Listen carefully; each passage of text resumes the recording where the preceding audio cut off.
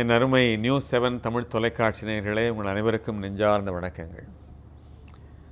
நான் அடிக்கடி மேலை நாட்டவர்களை, வெளிநாட்டவர்களை புகழ்வது என்பது சில பேருக்கு ஜீரணிக்க முடியாத விஷயமாக இருக்கும். அவர்களிடமிருந்து கற்றுக்கொள்ள வேண்டாதவை என்பவை நிறைய இருக்கின்றன. இருந்தாலும் அவற்றை பற்றி நாம் சிந்திப்பதை விட கற்றுக்கொள்ள வேண்டியவை என்ன என்பதை பற்றி நாம் அனைத்தும் அறிந்தவர்களாக இருக்க வேண்டியது அவசியமாக இருக்கிறது. பாரதி சொன்னான், மேலை நாட்டு சாத்திரங்கள் கரைகளெல்லாம் கொண்டு வந்து இங்கே தாருங்கள் என்று.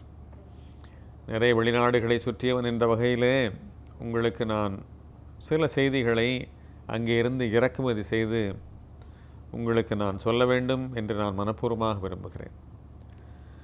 மேலை நாட்டினரிடம் இருந்து கற்றுக்கொள்ள வேண்டிய விஷயங்கள் என்று பல இருந்தாலும் இன்றைக்கு நான் முக்கியமாக சொல்ல விரும்புவது, பிறர் விஷயத்தில் அவர்கள் அனாவசியமாக தலையிடுவதே கிடையாது. அது ஒரு வகை அக்கறையின்மை என்று விமர்சிக்கப்பட்டாலும் கூட மற்றவர்கள் விஷயத்தில் தலையிடுவதில்லை என்பதிலே அவர்கள் மிக தெளிவாக இருக்கிறார். தாங்கள் உண்டு, தங்கள் வேலை உண்டு என்று இருக்கிறார்.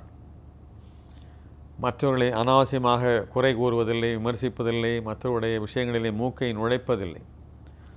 ஆனால் நம்மவர்களிடத்திலே இந்த குறை இருப்பதாக நான் கருதுகிறேன்.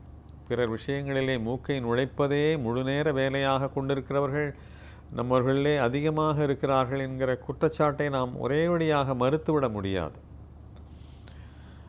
ஒரு 4 பேர் நின்று ஒரு பொதுவான விஷயம் பேசி கொண்டிருக்கிறார்கள். உடனே அவர்களுக்கு ஏதோ ஒருவருடைய பேச்சு வருகிறது. உடனே ஒரு 5வது நபரை பற்றி பேசுகிறார்கள். குறை குறை குறை அவ்வளவு குறை சொல்லுகிறார்கள், குற்றம் சொல்லுகிறார்கள், முதுகுக்கு பின்னாலே பேசுகிறார்கள் என்று சொல்லலாம். சரி, இவ்வளவு நடந்து முடிந்த பிறகு ஒருவரை தனக்கு ஏதோ ஒரு வேலை இருக்கிறது என்று கிளம்பி போய்விடுகிறார். உடனே இந்த 3 பேரும் சேர்ந்து அந்த 4ஆம் அவரை பற்றி பேச ஆரம்பித்து விடுவார். இவன் பெரிய யோக்கியனாக, இவன் இவ்வளோ தூரம் பேசுகிறானே, இவங்க அதையெல்லாம் எனக்கு தெரியாதா என்று அந்த 3 பேரில் ஒருவர் ஆரம்பிக்க ஆமாமான்னு மற்றவர்கள் அதை ஜால்ரா போட, அங்கே பார்த்தால் இவ்வளவு நேரம் கூட இருந்தவர் தான் இப்பொழுது இலக்காகி போனார்.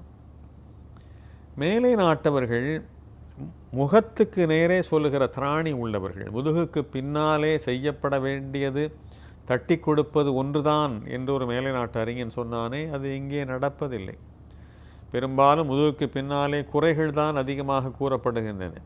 மீண்டும் நாம் பேசிய களத்திற்கே போவேமே ஆனால் அந்த 3 பேரிலே ஒருவர் புறப்பட்டு போவார். 2 பேர் தங்குவார்கள் அந்த இடத்திலே, ஒரு பொது இடம் என்று வைத்துக்கொள்ளுங்க. உடனே இந்த 2 பேரும் சேர்ந்து அந்த 3வது நபரை பற்றி தப்பாக பேச ஆரம்பித்து விடுவார். எனவே இதுதான் இன்றைய சமூக நடவடிக்கையாக இருக்கிறது. மற்றவர்களை பற்றி பேசுவதை என்றைக்கு நாம் குறைத்து கொண்டோமோ அன்றிலிருந்தே நம்முடைய வாழ்க்கையிலே துன்பங்களுடைய 1% அல்லது 2%, இன்னும் சொல்லப்போனால் பல சதவீதங்கள் குறைந்துவிடும். ஒரு பெண்ணினுடைய கதாபாத்திரத்தை விமர்சிக்கிற போக்கை பார்க்கிறோம். ஆதாரம் இல்லாமல் பேசுவது என்பது நம் நாட்டிலே மிக அதிகமாக இருக்கிறது. மேலை நாடுகளிலே ஒரு பெண்ணுடைய கதாபாத்திரத்தை பற்றி ஆதாரம் இல்லாமல் விமர்சிக்கவே மாட்டார்கள். அதெல்லாம் பாராட்டப்பட வேண்டிய பண்பு, நாம் பின்பற்றப்பட வேண்டிய பண்பு. ஒருவர் வாழ்க்கையிலே எதிர்பாராத விதமாக மிகப்பெரிய உயரங்களை தொட்டாரே என்று சொன்னாலும் என்ன தப்பு பண்ணானோ, எங்கே கள்ள நோட்டு அடித்தானோ, யாரை ஏமாத்தினானோ, ஊரை அள்ளி ஒலையில் போட்டானோ என்றெல்லாம் பேசுவார்களே தவிர அவனுடைய திறமை, அவனுடைய உழைப்பு, அவனுடைய கணிப்பு, அவன் நடத்திய போராட்டங்கள், அவன் கடந்து வந்த பாதைகளில் இருந்த கற்கள், முள்கள், இவற்றையெல்லாம் பற்றி அவர்கள் சிந்திப்பது என்பது மிக குறைவு. மிகச் சுலபமாக அவங்க தான் தெரியாதாக்கும் என்று மிகச் சுலபமாக சொல்லிவிடுவார்கள். இந்த சமூகம் ஒரு தேவையில்லாமல் விமர்சிக்கிற சமூகமாக இருக்கிற பொழுது அதனுடைய அங்கமாக இருக்கிற நாம் இதை பற்றி பெரிதாக கவலைப்படுவது என்ற முடிவு எடுத்து விட்டால் இதற்கு ஒரு அளவே இல்லாமல் போய்விடும்.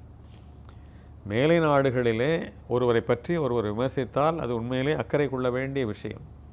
காரணம், அதிலே காரணம் இருக்கிறது, காரியம் இருக்கிறது, களம் இருக்கிறது, உண்மை இருக்கிறது, அடிப்படை தன்மை என்பது இருக்கிறது. ஆனால் இங்கே வாய்க்கு வந்தபடி பேசுவருடைய சமுதாயத்திலே வாழுகிற நாம் எதற்காக மற்றவருடைய விமர்சனங்களை ஏன் நாம் பொருட்படுத்த வேண்டும்? இதை பற்றி நாம் ஏற்கனவே பேசியிருக்கிறோம் என்றாலும் கூட அதிலிருந்து கிளை சிந்தனையை பற்றி தான் இன்றைக்கு நாம் விவாதிக்க இருக்கிறோம். யாருமே எதுவுமே குறை சொல்லக்கூடாது என்கிற எதிர்பார்ப்பு இந்த சமுதாயத்தில் இது சாத்தியமில்லை. நம்மை சுற்றி இருப்பவர்களெல்லாம் நம்மை விமர்சிக்கிறவர்கள், நம் முதுகுக்கு பின்னாலே விமர்சிக்கிறவர்கள், நம்மை நேரடியாக முகத்துக்கு முகமாக குறை சொல்லுகிறவர்கள் இருக்கிறார்கள். நான் கேட்கிறேன், நாம் என்ன விமர்சனத்திற்கு அப்பாற்பட்ட ஒரு பெரிய வானிலிருந்து குதித்த தேவர்களானாம், தேவதைகளானாம்? இல்லையே.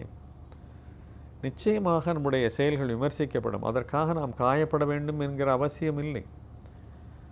ஆட்சியில் இருப்பவர்களும் பெரிய திரைப்படங்களிலே பெரிய கதாநாயகர்களாகவும் பெரிய பதவிகளிலேயும் பொறுப்புகளிலேயும் அல்லது ஒரு முக்கியமான ஒரு புகழ்மிக்கவர்களாகவும் இருப்பவர்கள் என்ன எதிர்பார்க்கிறார்கள் என்று சொன்னால், தம்மை பற்றி யாரும் குறை கூறிவிடக்கூடாது என்று நினைக்கிறார்கள்.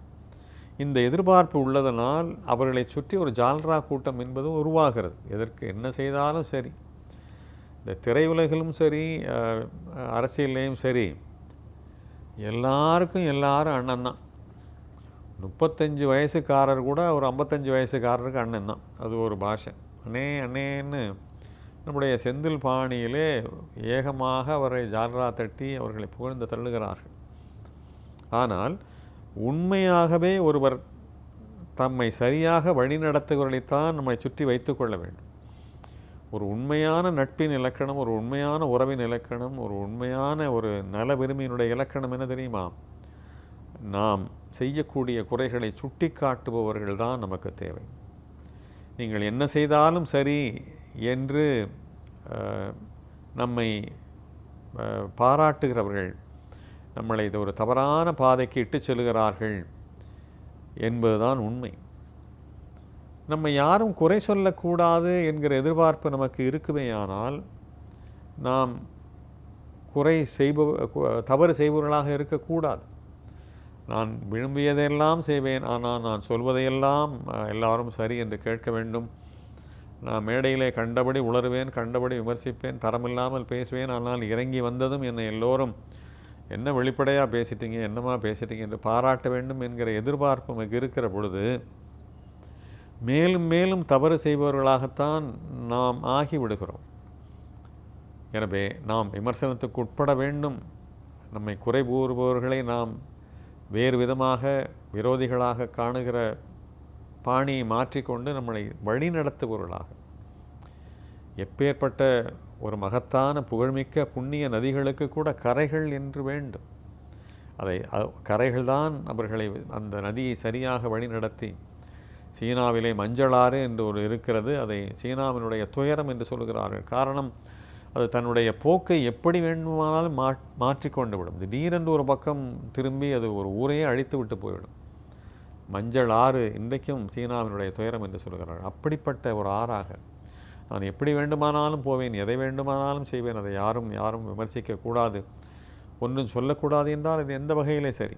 அண்மையிலே ஒரு தொண்டு நிறுவனத்திலே தலைவர் பதவியை ஒருவர் ஏற்றார். அதை வாழ்த்தி பேச சொல்லி கூப்பிட்டார்கள். எல்லாம் சொன்னேன், வாழ்த்தினேன்.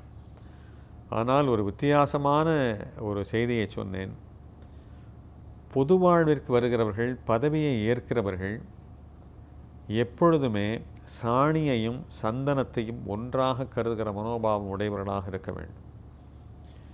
நாம் பதவிக்கு வந்ததுமே நாம் செய்யப்படுகிற ஒவ்வொரு செயலும் பாராட்டப்பட வேண்டும் என்கிற எதிர்பார்ப்பே தவறு. நம்முடைய உடலிலே சந்தனம் மட்டுமே மற்றவர்கள் பூசுவார்கள் என்ற எதிர்பார்ப்பை தவறு. சாணியையும் அள்ளி வீசுவார்கள். இதற்கு இந்த சாணியை தாங்க முடியாதவர்கள், சாணியை எதிர்கொள்ள முடியாதவர்கள் பொது வாழ்விற்கே வர வேண்டாம் என்பதுதான் என்னுடைய வேண்டுகோள். எல்லா வகையான விமர்சனங்களுக்கும் தயாராகிவிட்டு உடம்பை தேற்றி கொண்டு, மனதை கல்லாக்கி கொண்டு, மனதை தயார்படுத்தி கொண்டு அதற்கு பிறகுதான் அவர்கள் வர வேண்டும். எங்கள் பகுதியிலே ஒரு கும்பாபிஷேகத்தை மிக அழகாக நடத்தி முடித்தார் ஒருவர். அவர் எதிர்பார்த்ததெல்லாம் பாராட்டுகளை, ஆனால் வந்தவை கடுமையான விமர்சனங்கள். இவருடைய கண்ணிலே படாத, இவருடைய அறிவுக்கு அப்பாற்பட்டு நடந்த விஷயங்களை பற்றி அதிகமாக விமர்சித்து குறை சொன்னார்கள். ரொம்ப அப்செட் ஆகி போனார் மனிதர். அவரால் அதை தாங்கவே முடியவில்லை.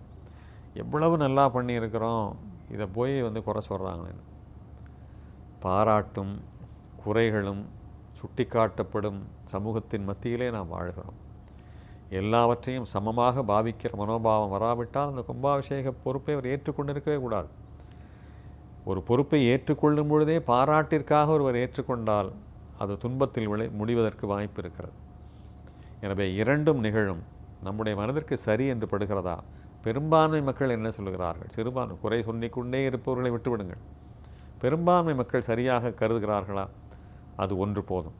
எனவே இந்த அளவுகோலின் அடிப்படையிலே தான் நான் விமர்சனங்களை எதிர்கொள்ள வேண்டுமே தவிர ஒவ்வொன்றுக்கும் கவலைப்படுவது, விமர்சனத்திற்கு அப்பாற்பட்ட மனிதர்களாக நாம் இருக்க வேண்டும் என்கிற எதிர்பார்ப்பு எல்லாம் தவறுதலாக ஆகிவிடும்.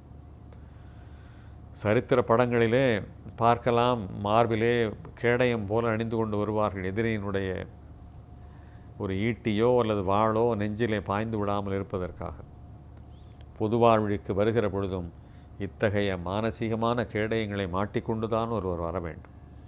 இல்லை என்று சொன்னால் அவர் பொது வாழ்விற்கு பொருத்தமானவர் இல்லை என்கிற முடிவிற்கு நாம் சுலபமாக வந்துவிடலாம்.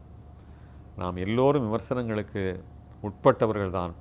அதை எல்லையோடு நின்று ஏற்றுக்கொண்டு உண்மைகளை கணித்தறிந்து அவற்றை விலக்கி சரியான பாதையிலே செல்ல வேண்டும் என்கிற உணர்வோடு நடந்து கொண்டால் பொது வாழ்வு கூட இனிக்கும். இல்லை என்றால் அதனுடைய துன்பம் மிக கடினமாக இருக்கும். அதை ஏற்றுக்கொள்ள முன்வருவதற்கு முன்பாக இந்த மனத்தயாரிப்போடு ஒருவர் முன்வர வேண்டும். அப்படியானால்தான் பொதுவாழ்வு விமர்சனங்களை நம்மால் எதிர்கொள்ள முடியும். மீண்டும் சந்திப்போம் நண்பர்களே. வணக்கம்.